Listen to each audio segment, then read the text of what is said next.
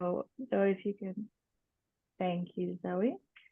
Okay, hello everyone. Welcome to the Innovative Approaches to Clinical Care webinar series. My name is Sarah Palmer, and I'm a manager on the Health Systems Integration team at NASTAD. And this webinar is co-facilitated by my colleague, Chloe Bernard, who's a manager on the Healthcare Access team at NASTAD. So quick housekeeping items before we begin.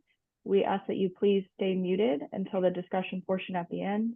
If you have any questions, feel free to write them in the chat at any time, and then we'll save some time at the end to answer your questions. And finally, this webinar is being recorded, and we'll share the recording and the slides with you after this session. Next slide, please. Quick disclaimer, this project is supported by HRSA as part of a cooperative agreement and does not necessarily reflect their views. Next slide, please. So here's the agenda for today's session. So we're going to start by reviewing our learning objectives for today, and I'll give an overview of NASTAD and the EHE SCIP team. Then we'll recap the 5 intensive TA sessions that were hosted with 43 of the 47 EHE jurisdictions and some of the themes that emerged during those sessions. We'll summarize some monitoring, evaluation, and learning best practices to keep in mind when you're planning and implementing new EHE activities. And then we're going to hear 2 examples from EHE jurisdictions that have successfully implemented clinical innovations in their programming. So first we'll hear from Tarrant County, which is Fort Worth, Texas, about their rapid start work in emergency departments. And then we'll hear from King County, which is Seattle, Washington, about their mobile outreach work. So we will have some time at the end for questions for the presenters, and also a large group discussion on some key considerations, some challenges and opportunities about implementing new clinical innovations in your home jurisdiction. And then finally, we'll wrap up and share some next steps. Next slide, please. So here are our learning objectives for today. We have a few here. First is to review some clinical practices to increase access to care, to identify opportunities, challenges, and impact of innovative clinical approaches, to increase awareness of rapid ART initiation in emergency departments, and to increase awareness of implementing mobile outreach services in the community. Next slide, please. So some quick background on NASTAD in case you aren't familiar with us. So NASTAD is a nonpartisan nonprofit association that represents public health officials who administer HIV and hepatitis programs across the US. And we serve governmental public health agencies across states, territories, and local jurisdictions. And we do this work by strengthening governmental public health through advocacy, capacity building, and social justice work. Next slide, please. So some background on my team, which is the EHE SCIP or Systems Coordination Provision team. We provide technical assistance on the integration of healthcare services. So this slide shows you a few examples of the kinds of TA that we provide. So some examples are leadership development, learning collaboratives, communities of practice, resources, and peer-to-peer learning. And then at the bottom here, we can see our areas of TA expertise, which is some of them are data sharing, data integration, program policies, monitoring and evaluation, innovative programming, and stakeholder engagement. Next slide, please. So here are our friendly faces on the team, and you can feel free to reach out to us at any time with any questions or TA needs. We're happy to get you to the right place and get you the TA that you need. Next slide, please. Okay, so recapping the EHE intensive TA sessions that were held between September 2023 and March 2024. So along with our partner CAI, we hosted 5 intensive technical assistance sessions with 43 of the 47 EHE Phase 1 jurisdictions. So many of you today may have attended those if you're one of those jurisdictions. So during those sessions, the jurisdictions that attended identified some strategic initiatives that will be achievable and have the greatest impact to focus on in year 5 of EHE. So some of the key themes that were identified were in stakeholder engagement, clinical innovations, and data monitoring and evaluation best practices. So this webinar series that we're doing today is in response to the clinical innovations theme that was identified. And we're hoping to provide you with some tangible and actionable information today that you can take back to your jurisdiction. Next slide, please. So the most common themes that we noticed in the clinical innovations category, we divided them up into 3 categories here.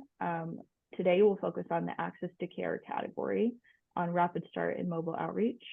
Our next 2 sessions in this webinar series will focus on linkage and retention, and then viral suppression. So in this webinar series, we're going to highlight some best practices, some successes and challenges of EHE jurisdictions who have implemented some of these clinical innovations, and we're going to facilitate some peer-to-peer sharing as well. Next slide, please. So before I turn it over to our presenters, I wanted to share some key considerations for monitoring and evaluation to keep in mind as you're considering implementing or updating your EHE plans or activities.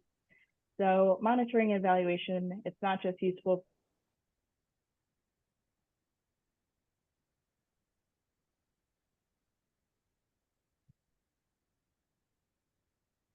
and establishing some accountability of who's responsible for what. So some things to keep in mind are how frequently you'll monitor, who oversees the monitoring, and what mechanisms or tools you'll use to evaluate your activities. If you have any TA needs around monitoring and evaluation, NASAD is happy to support you in that, so feel free to reach out. So next slide, please.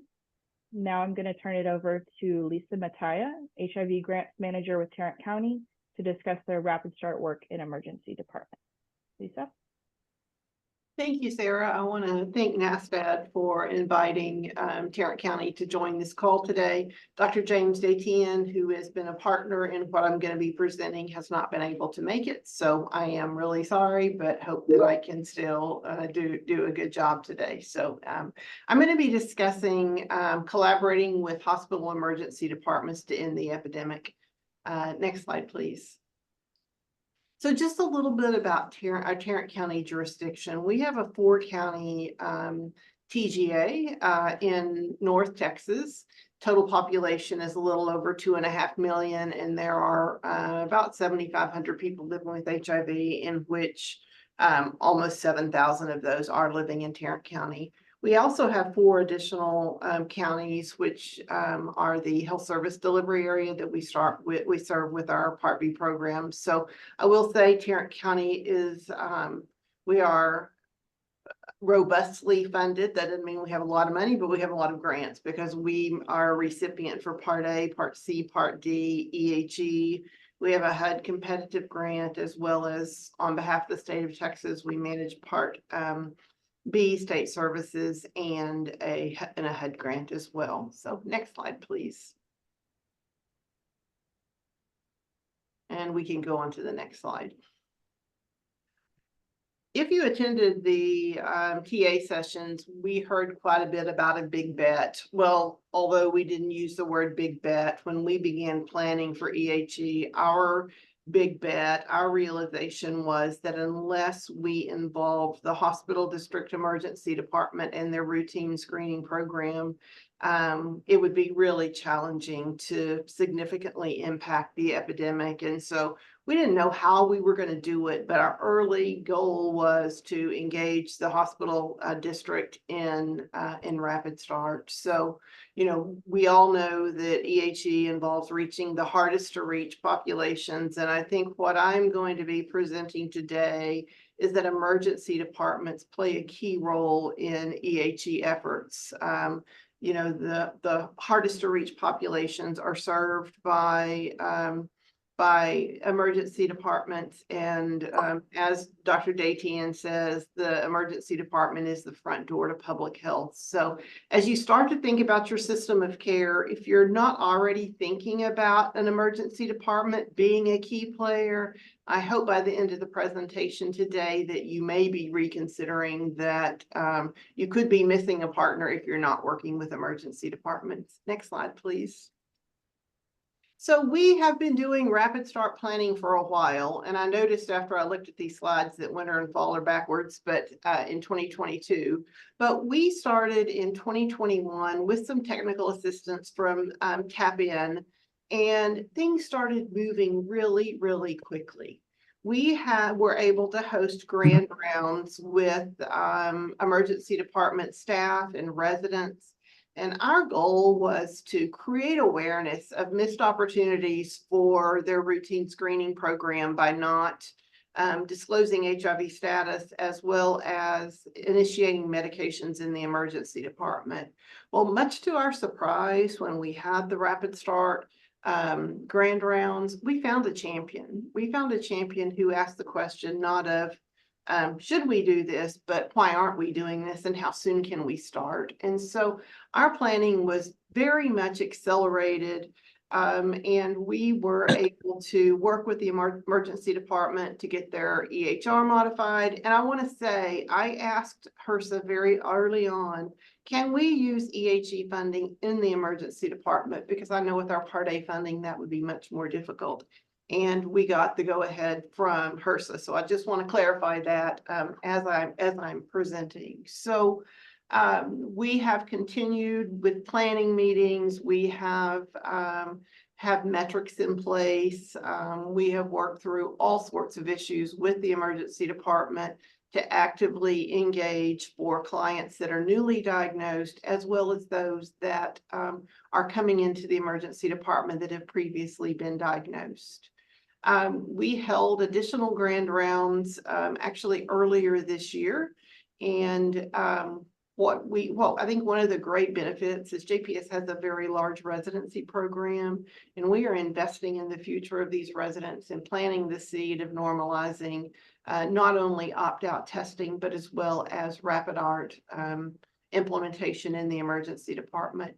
I think what you're going to see in our data, and we're just going to share just a little bit of data today, is that clients are reaching viral load suppression faster now than the amount of time that it would take for them to get their first appointment prior to Rapid Start. So we're really proud that we are able, with these modifications to our system of care, getting clients much more rapidly virally suppressed. And the other thing we've seen is that by the work with the emergency department, it's driving changes throughout our system of care, and we did not expect that. We did not expect that the work in the emergency department is pushing the Ryan White funded medical clinics as well to do better.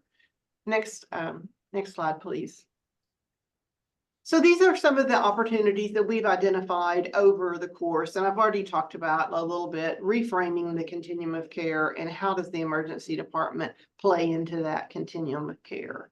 Although there has been routine screening going on, we've seen an increase in the number of screenings as a result of the engagement with the emergency department, that their screenings have increased.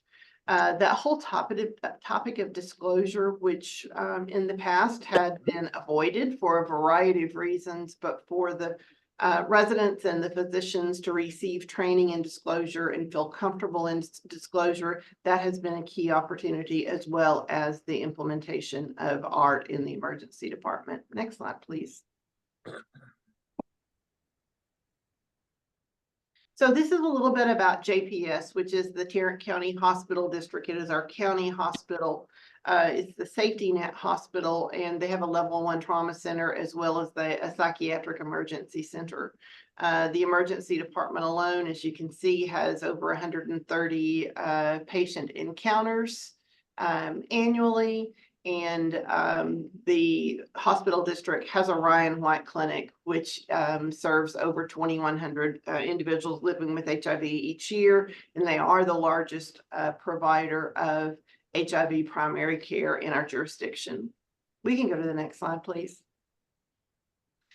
So this is just a little bit about the funding that we have provided for Rapid Start in the emergency department. It drove funding going to the HIV clinic, which is Healing Wings. There is now a patient navigator in the emergency department, which is working on linkage to care. What we had found is that historically, with the routine screening grant, clients were not being contacted until a week or so after they were tested in the emergency department. So we've just worked to rapidly accelerate that. And so the patient navigator in the emergency department is really playing a key role between the emergency department and the Ryan White funded clinics.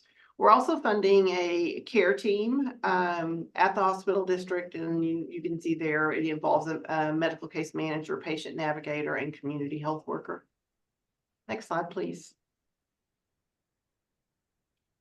So this is just a little bit about the routine screening program at JPS. In 2023, they screened right at 80,000 patients for HIV. 84 were new HIV diagnoses, and then 69 were the previously diagnosed. And I just want to say that previously diagnosed population that is largely out of care, the ability to capture those clients and work on linkage, it is really a key piece for us of ending the HIV epidemic, because those are some of the hardest to reach clients for those that had previously been out of care. Next slide, please. So I talked a little bit about JPS Grand Rounds. I think we can go to the next slide. We expanded Grand Rounds, the second Grand Rounds, to be more of a Dallas-Fort Worth rapid start meeting. Dallas and Fort Worth, we're next door neighbors, but and we do share some clients because we have people that live in Tarrant County and work in Dallas County, as well as vice versa. So we had a very successful Grand Rounds meeting where we are really trying to engage the full Tarrant and Dallas jurisdictions. We had 75 clinical professionals that attended. We looked at some case studies, and I think ultimately we're going to have a Dallas-Fort Worth task force focusing on standardizing. We're working directly with the JPS Emergency Department, but our physician champion, who has his back to us in the picture there, he is helping to engage multiple other emergency departments. So when we had this Grand Rounds, it included 5 emergency departments as well as 4 institutions of higher learning. So we feel like we are trying to build the infrastructure for having rapid start as a standard across emergency departments, both in Dallas and Fort Worth. Next slide, please. So this is the rapid start, kind of just a quick overview of the process. And I want to say we faced a challenge in that JPS hospital as a whole does not accept they do not accept pharmaceuticals from pharmaceutical companies. So samples are not allowed. So this is something that we have had to work around.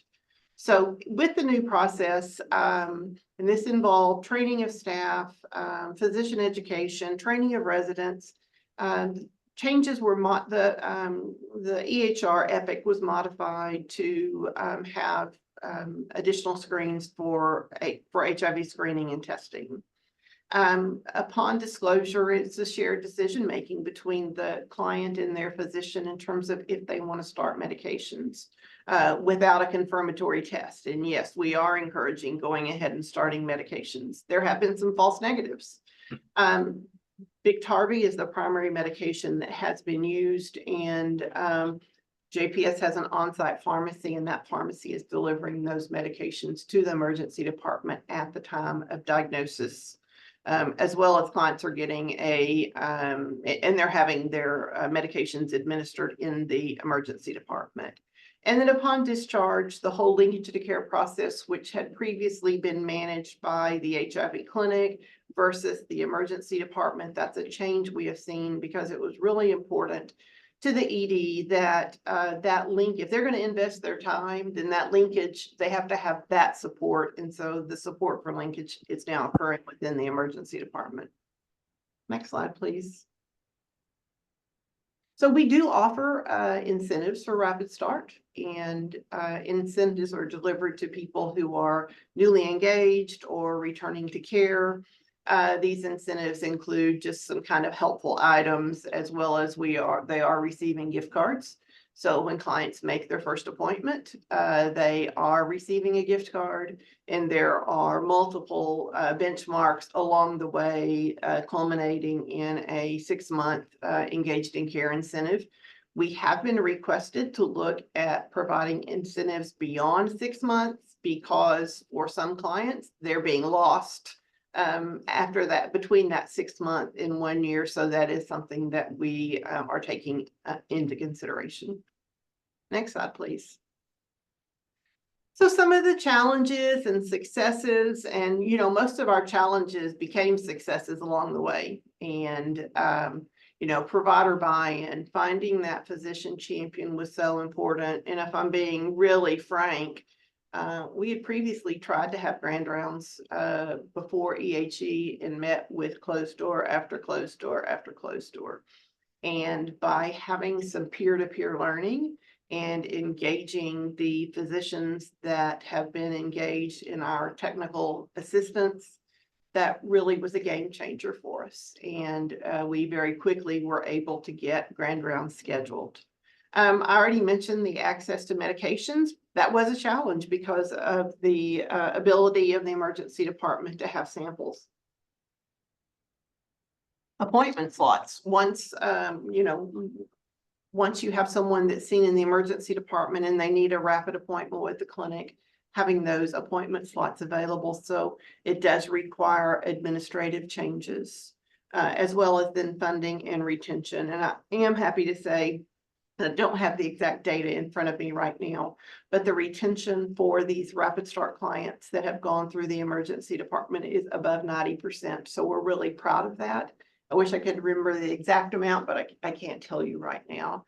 In terms of support, technical assistance providers have been awesome, and we've been really fortunate for the physician peers that have been engaged in this process, the peer-to-peer learning opportunities, and then making certain that we had metrics to demonstrate improvements. We have been able to develop data visualization dashboards for the newly diagnosed, as well as we're working on refining one of their Power BI dashboards for those clients that have been engaged in care. But really making sure we had our metrics in place and we could demonstrate those has been really key. We can go to the next slide. So in 2019, and we're using 2019 data because this was really the best pre-COVID data we had. It was taking 48 days for someone to get their first appointment. So diagnosed, 48 days later, they see a physician. Now in 2023, within 54 days, we are seeing clients that are virally suppressed.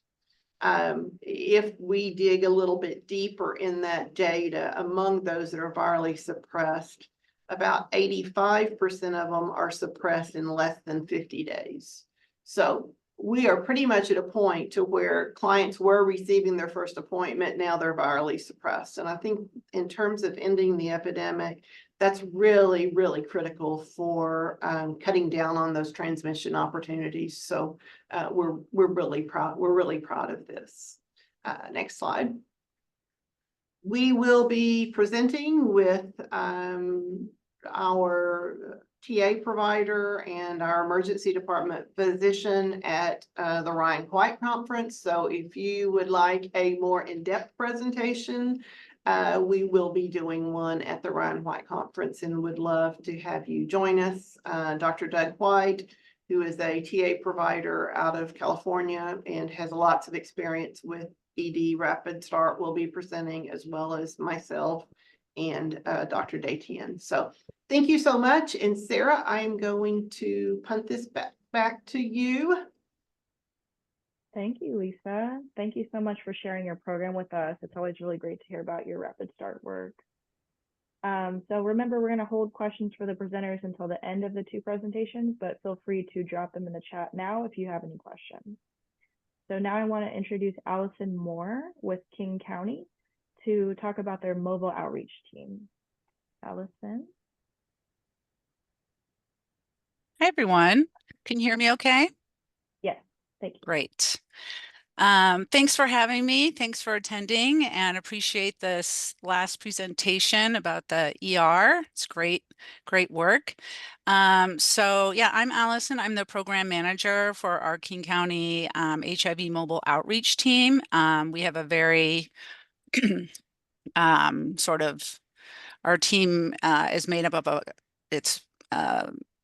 UW, Harborview, Pierce, Seattle, King County. So it's a nice mix of people on our team.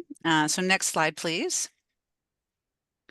So EHE laid out, we're always looking for the same kind of priority population. So people at risk for living or living with HIV who need additional support in HIV care services, people that are living unhoused or experiencing homelessness, in addition with severe mental illness and or substance use disorders, and populations with disproportionately higher rates of HIV or lower rates of viral suppression. So we see this mostly in South King County. And then in South King County, we are specifically trying to engage those Latinx MSM, US Black-born MSM, and transgender populations. So our mobile outreach team, or the MOT, was formed to engage and support people living with HIV in identifying and making progress towards their personal goals and in their HIV care. Next slide, please.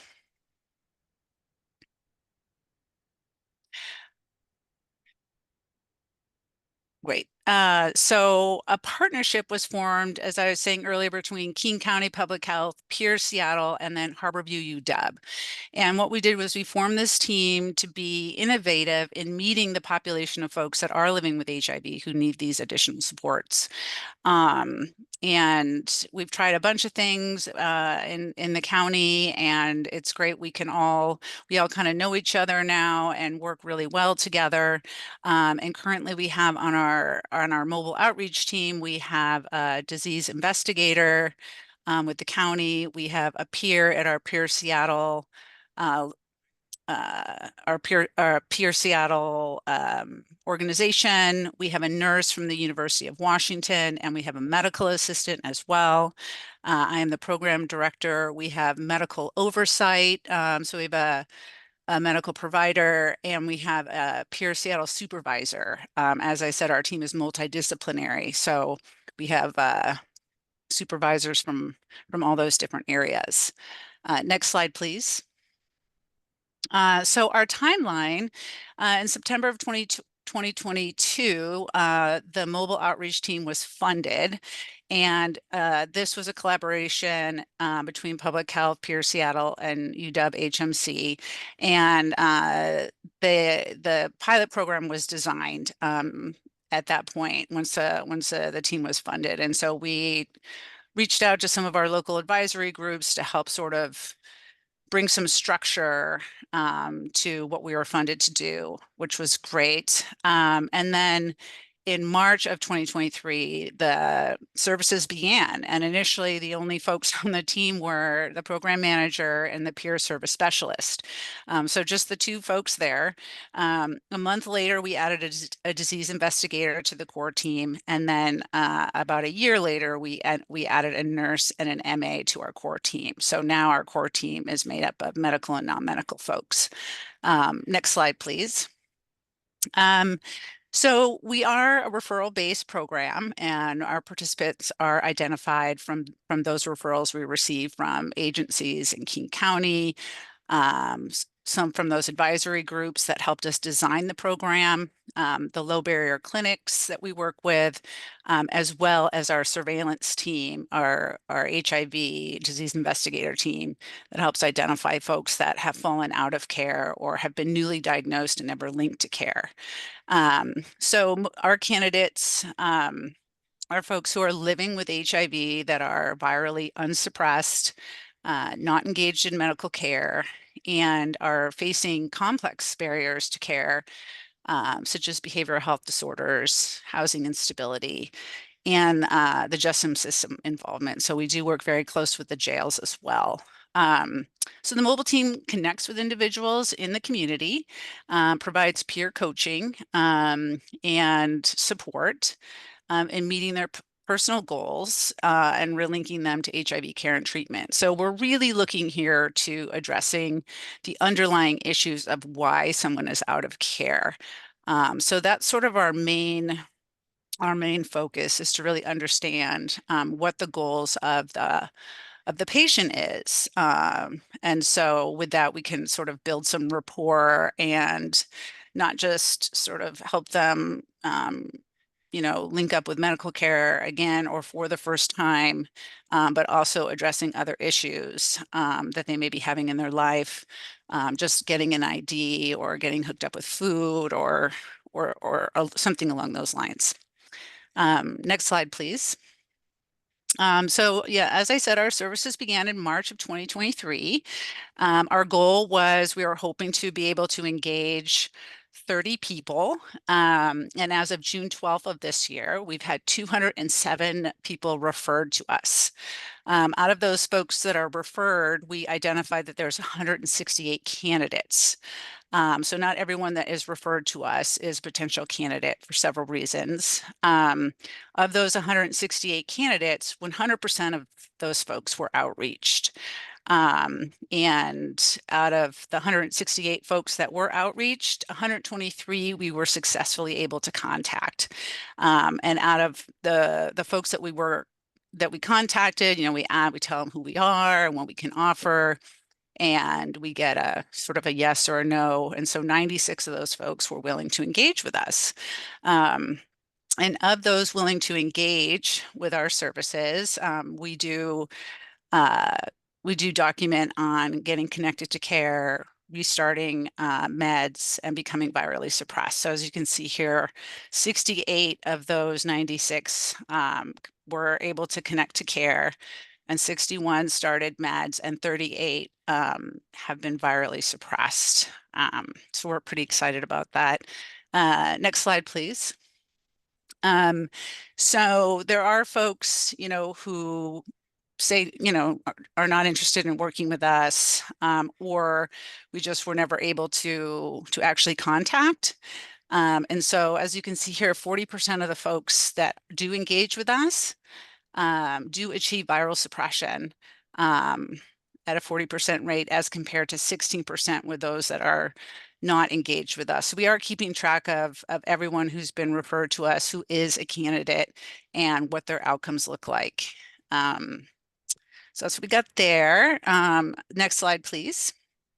So I wanted to just include a little bit of demographics of our candidates. We are always trying to target folks living in South King County. Most of our services are in sort of central downtown area in Seattle, and we have expanded some of our services, low barrier clinics, to the south end of the county, and also a little bit in the north end of the county. We do have, bus system here, but sometimes that is very inconvenient. And so we are trying to actually go out into the community to where folks are and meeting them there. And of course, we're always looking to engage those that have historically been out of care, and just have other, sort of comorbidities besides living with HIV. Next slide, please. So yes, our successes and challenges. So as I was saying, this is a collaborative program between Public Health Seattle, King County, Pierre, Washington, and this collaboration has been excellent. And one way in which we keep the collaboration working is to have regular communication. And with that regular communication, we can identify, things that we need to improve upon or successes, and grow upon those successes. We've also developed an outreach and engagement flow, like a process, so that reflects the goals of the program, and we update that as needed. And when I say the goals of the program, I just wanted to go back to really the goal of the program is to be identifying the goals of the patient, and help support them in achieving those goals, along with getting folks linked to medical care. So we have far surpassed the number of people we anticipated we could engage. We did think like, oh, I hope we get 30 people, but we've gotten far over 30. So it's been very exciting. And that is why we did add a nurse and an MA to our team. Some of the challenge we have faced is physically finding folks, especially those that are experiencing homelessness. And and or folks without a phone. So there's a lot of movement around folks experiencing homelessness. So it is difficult to find people sometimes, even if they are housed, or at least that's the last information we have that someone has been housed, doesn't necessarily mean that they still live there. So that's been difficult, is trying to find folks. Another challenge has been earning the trust of our folks. So many of our folks are out of care for many reasons. Generally, trust and not under trust of the medical system, trust of outreach workers. And also, trying to understand really how the healthcare system works, calling to make an appointment, or I mean, it's a hard thing to manage, often trying to just make appointments, keep appointments. So we try to help folks kind of understand the health system a little bit more by walking them through that. And another challenge that we faced is responding to acute behavioral health situations. So we have run into this, and we don't have necessarily a mental health professional working with us. So it's something that we talk a lot about in our weekly meetings. And we do speak with folks that are professionals in that area to help us understand or give us ways for us to manage that situation in the moment. We also have spoke to folks who have these unique belief systems that are not rooted in the medical process, so trying to understand where that came from and see if we can do any kind of education around some of those beliefs, and hope to at least provide an alternative thought process. Next slide, please. And so our next steps are, we're very excited because we did bring a nurse and an MA to our team. And so what we would like to do is bring more medical services in the community. We've done a lot of transporting folks to clinics. But what we would like to do is be able to expand medical services actually in the community. So we want to be able to do long-acting injectables in the field, wound care, which we have done. We've done a lot of wound care now with our medical team, STI treatment and testing in the field, as well as lab draws. And then, as I had mentioned before, just some health education around living with HIV and such, and other comorbidities that come along with many of our folks. We'd also like to have increased coordination with our community programs. So we do meet on a monthly basis with our programs, and just see, trying to keep up the communication and how to best work together so we're not duplicating efforts. And also we are working very closely with the local jails to try to identify folks who are in the jail, and helping them at release time to increase their success in the community. And so all this work is hopefully an effort to lower the number of ER visits that our folks have, and then to increase actual clinic visits, or at least increase the medical services that we are providing in the community. And I think that's my last slide. Yeah, that's my last slide. Thank you for listening. Awesome, awesome, awesome job. Thank you, Allison, for such an engaging presentation around the MOT team, as well as Lisa around Rapid Start and EDs. Thank you both for your presentations today. They were very informative and really deemed a lot of thoughts jumping around in my head. So I know there are others on the line who have some questions that they want to spear out to you guys. And so I'm just going to pull a few. I do have some prepared, but we're going to go to the chat. So thank you all for those presentations. Starting with you, Allison. So there was a question in the chat that says, is there a script the team follows when engaging with individuals who are transit? I believe that's when you were talking about those folks. So do you have a script or anything with engaging in doing that patient-centered care? That's a great question. We don't have a script necessarily, but we do have sort of our elevator speech, shall we say. So just sort of identifying, who we are, why we're there, who we are not, and just being transparent with what we can offer. And sometimes we get I'm not sure yet. So, say, oh, well, can we, come back and check with you? So there is something around consistency that we're finding is really paying off. So yeah, so not necessarily a script, but just really being clear about who we are. There's a lot of outreach programs out there, and it's confusing. It's confusing for me who does what, so we want to really make sure that folks know, who we are and what we can do and how we can connect people to services that they are interested in connecting with.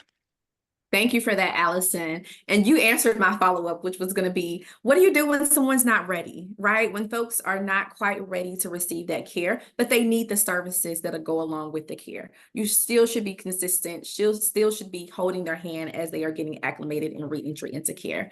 So thank you for that. And then there was a question in the chat that says, is the Seattle team considering vaccines?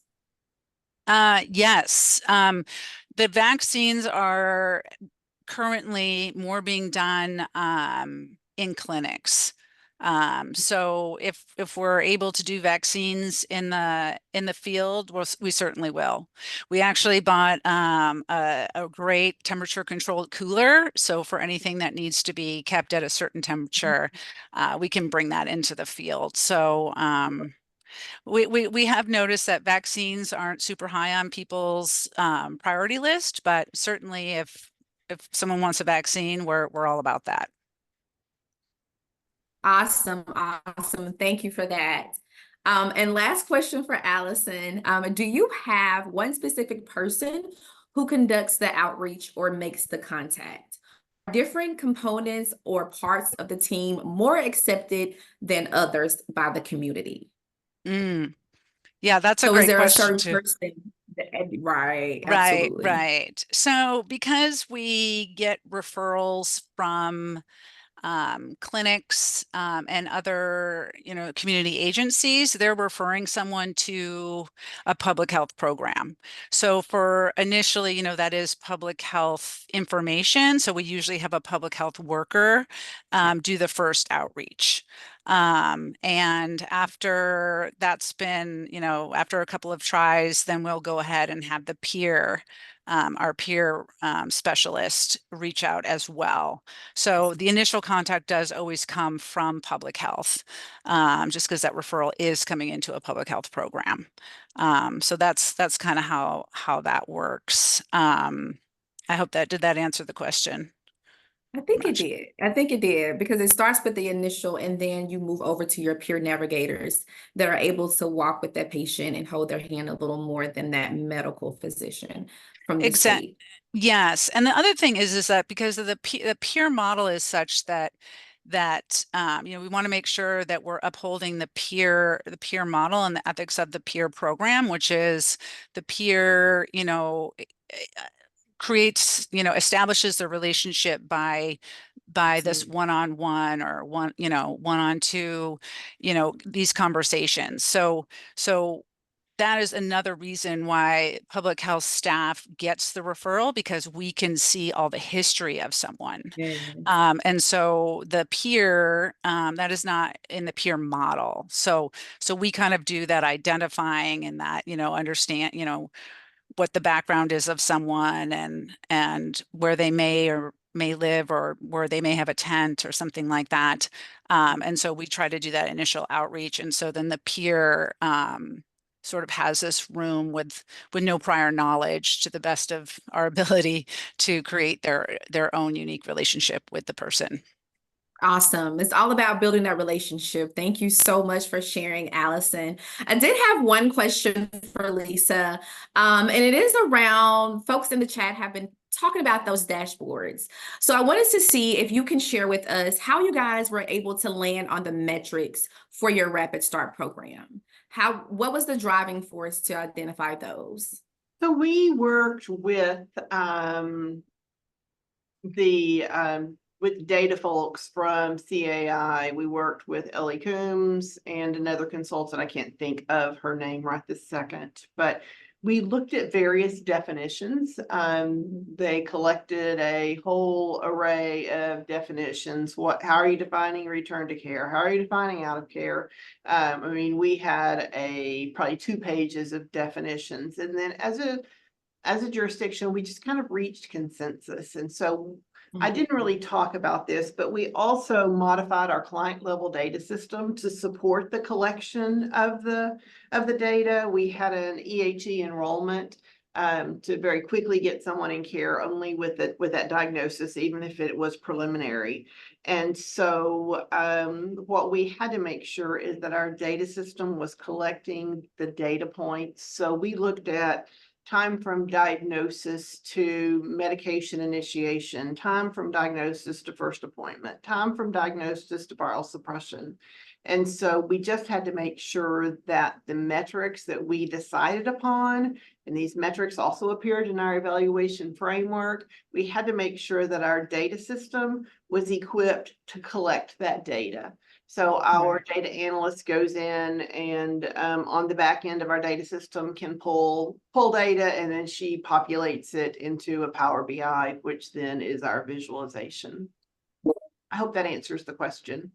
I will say that in the work that we did with Ellie, we developed some data shells.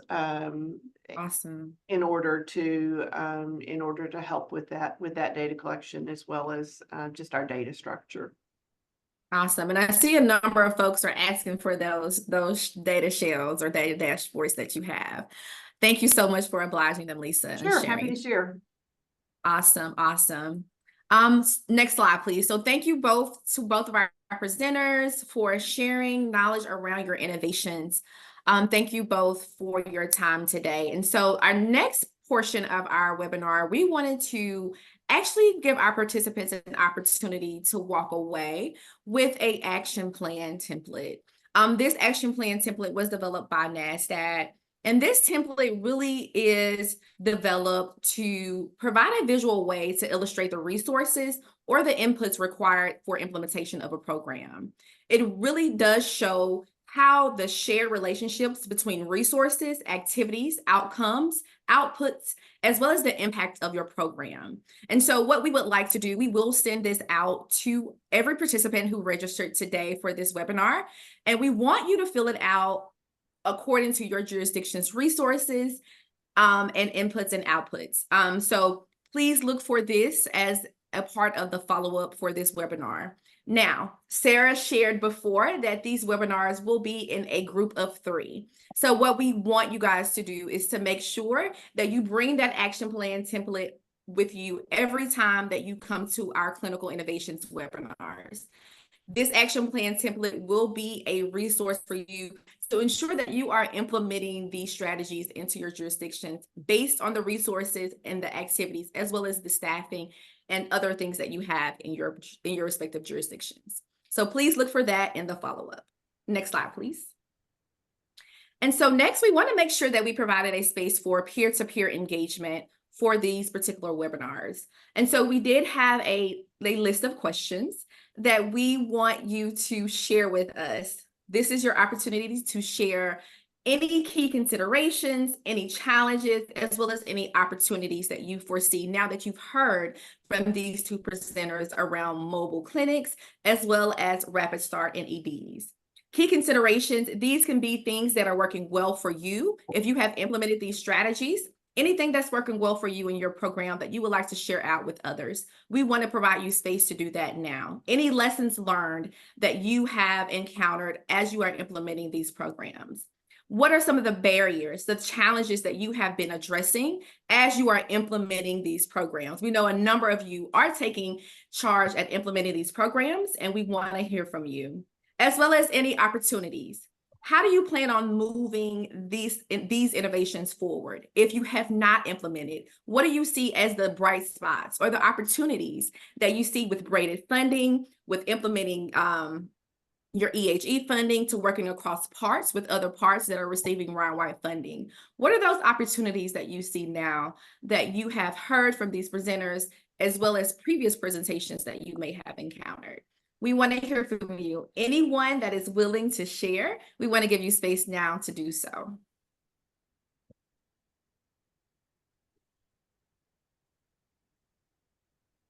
No pressure if you don't want to share.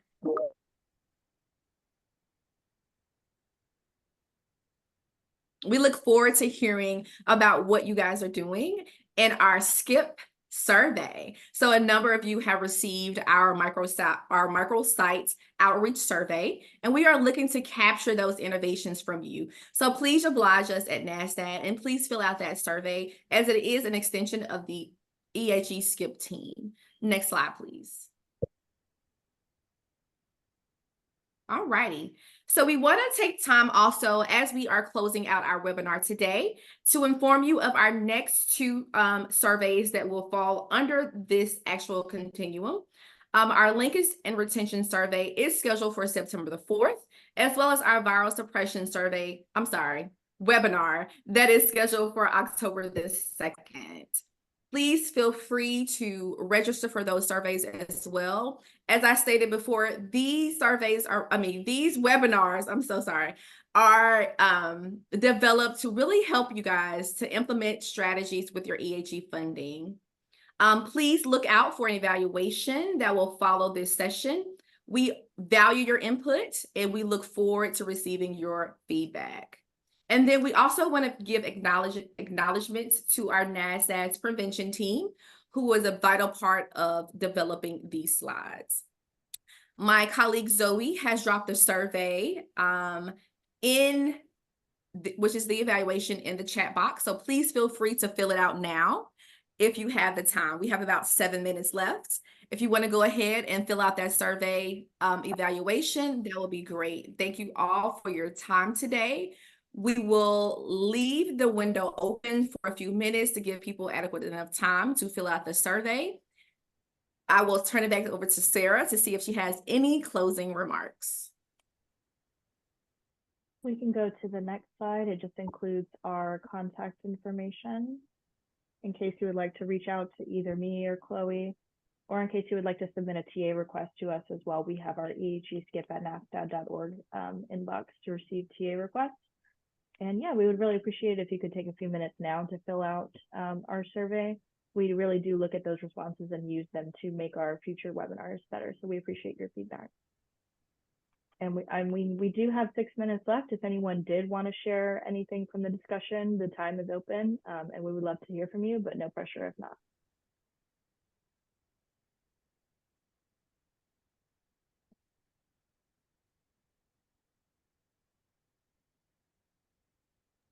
I just wanted to, this is Allison. I just wanted to comment on something that, I'm sorry, was it Lisa who that was the first speaker? Okay, sorry, I'm terrible with names.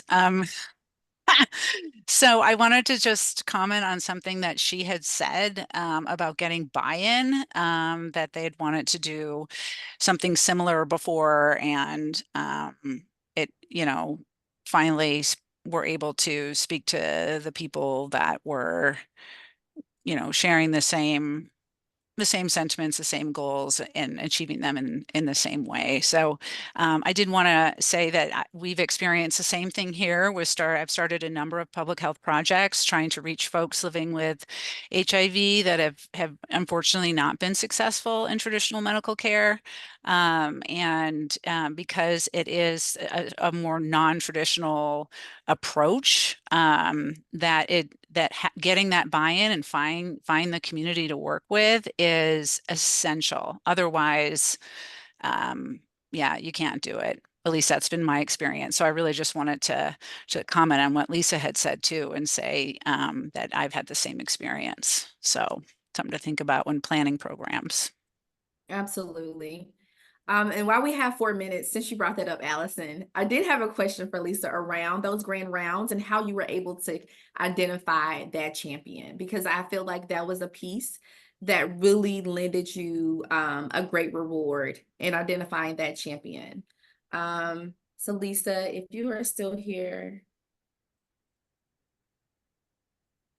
I think Lisa may have dropped off. Okay. Oh, no worries. But thank you for that, Allison. That was a great point.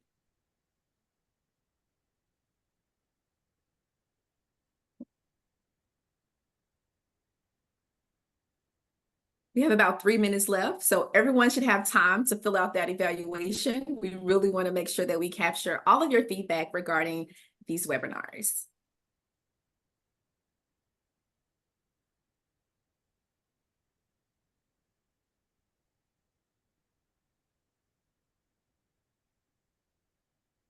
Thank you for that, Brittany. Yes, she did say that that physician was already a part of their work, right? But ensuring that they create other champions. What does that mean for the grand rounds? Identifying that one and then building others. What does that look like? But thank you for that, Brittany. Absolutely.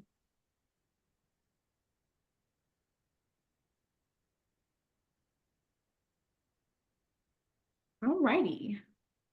Well, Sarah, oh, it looks like Benjamin, would you like to say something? You're unmuted.